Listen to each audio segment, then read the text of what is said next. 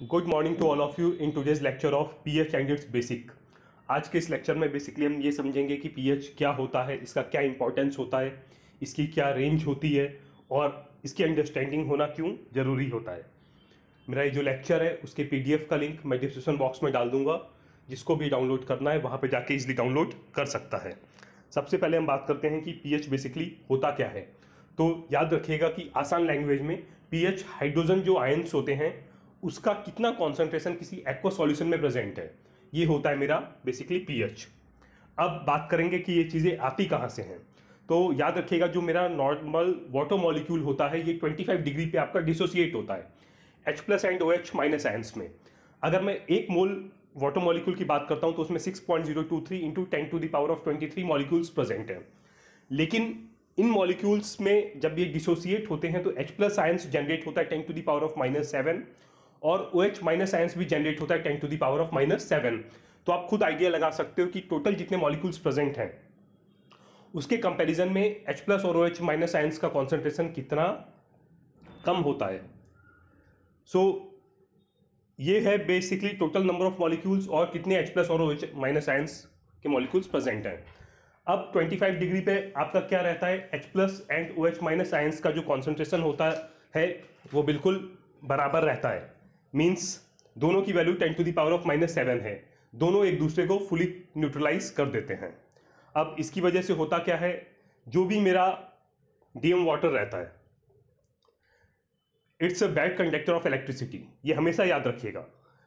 लेकिन जो मेरा टैप वाटर होता है उसमें ढेर सारे आयंस प्रेजेंट होते हैं जिस वजह से वो इलेक्ट्रिसिटी को कंडक्ट करता है।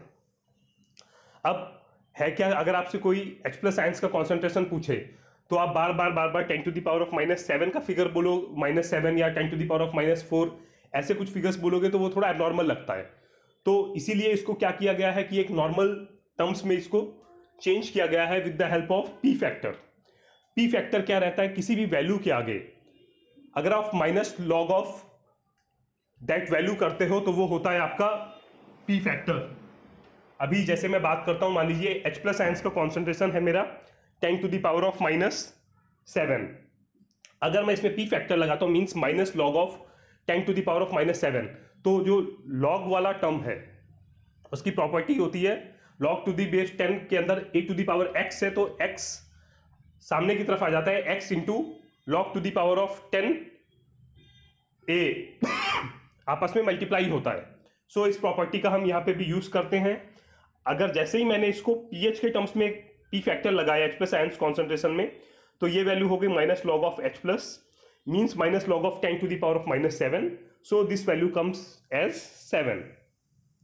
सिमिलरली अगर मैं बात करता हूं POH की, तो POH हो गया मेरा minus log of OH minus ions का concentration means minus log of 10⁻⁻7। ये वैल्यू भी सेम तरीके से कैलकुलेट होकर मेरे को 7 मिल जाती है।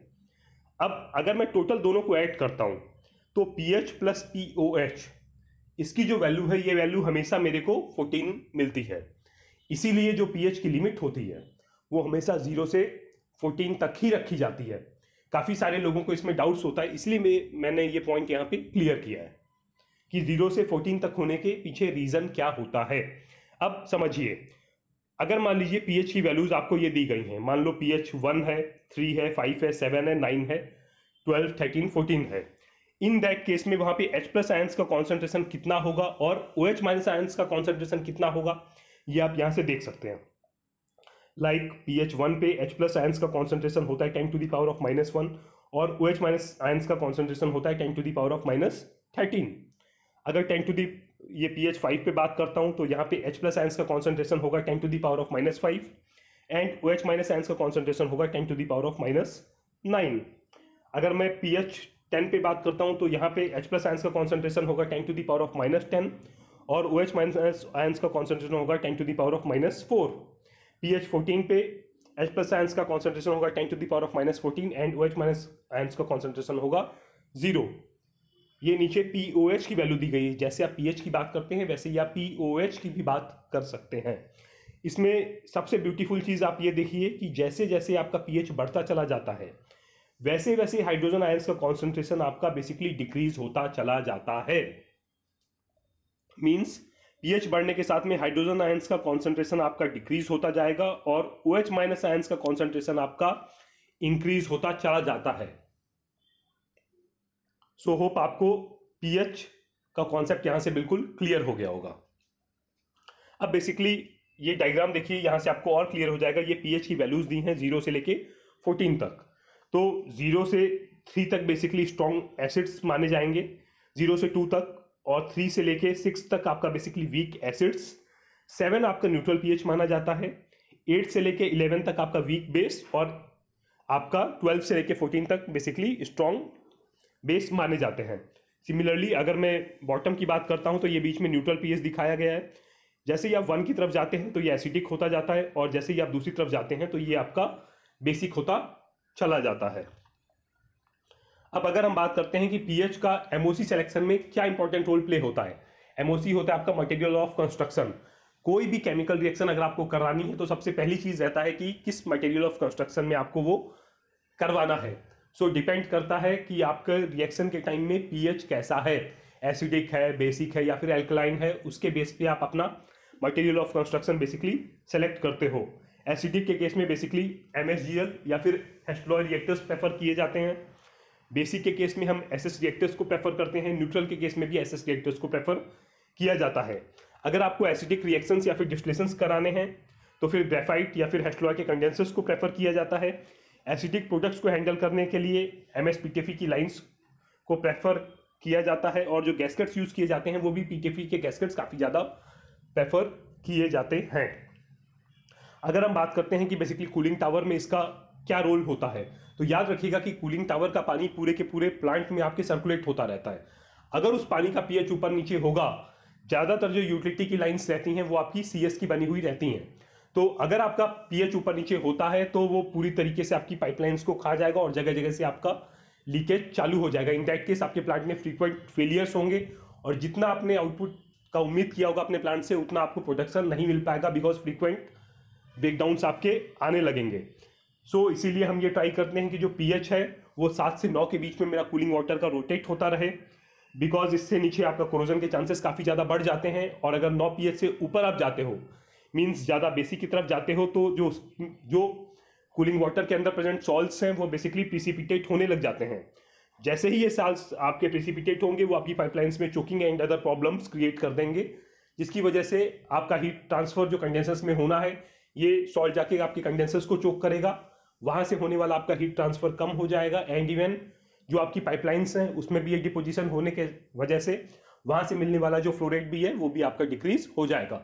मीन्स जो आपने प्लांट डिज़ाइन किया होगा जिस फ्लो रेट और जिस कैपेसिटी के लिए वो आपको मिलने वाला नहीं है। सो इसीलिए पीएच काफ़ी इंपॉर्टेंट रोल प्ले करता है कूलिंग टावर के केस में भी। लास्ट केमिकल रिएक्शंस के केस में भी ये पीएच काफ़ी क्रिटिकल रोल प्ले करता है। प्रोडक्ट्स आइसोलेशन के लिए पीएच अप और डाउन किया जाता है। रिएक्शंस करवाने में पीएच काफ़ी क्रिटिकल रोल प्ले करता है। Reaction kinetics, changing the rate and acting as a catalyst, ये भी पीएच का एक इम्पॉर्टेंट रोल होता है। ये केमिकल इक्विलिब्रियम को भी एक तरफ से दूसरी जगह शिफ्ट करता है। अगर हम मेजर कंसीडरेशन पॉइंट्स की बात करें तो पीएच जो है वो आपको हमेशा एक कंट्रोल्ड वे में कंट्रोल करना है with in desired temperature limits. आपको सडनली पीएच ऊपर या फिर नीचे नहीं करना। जब भी आप पीएच एडजस्ट करते हो तो एक कंट्रोल्ड मैनर में कीजिएगा। जो पीएच है वो डिक्रीज होता है विद इंक्रीजिंग टेम्परेचर, और जो पीएच होता है वो डायरेक्टली आपकी जो प्रोडक्ट आप बना रहे हो उसकी क्वालिटी को भी मेजर इम्पैक्ट करता है। इसीलिए जब भी आप पीएच से रिलेटेड बात करते हो तो हर बार ध्यान दीजिएगा कि आप क्या बोलने जा रहे हो, बिकॉज कई बार लोगों के मुंह से निकलता है पीएच 16 है, इस तरीके की भी चीज़ें ऑब्जर्व होती हैं। सो होप आपको आज का मेरा लेक्चर अच्छा लगा होगा। नेक्स्ट लेक्चर में I will be back with a new topic. Till then goodbye and have a nice day.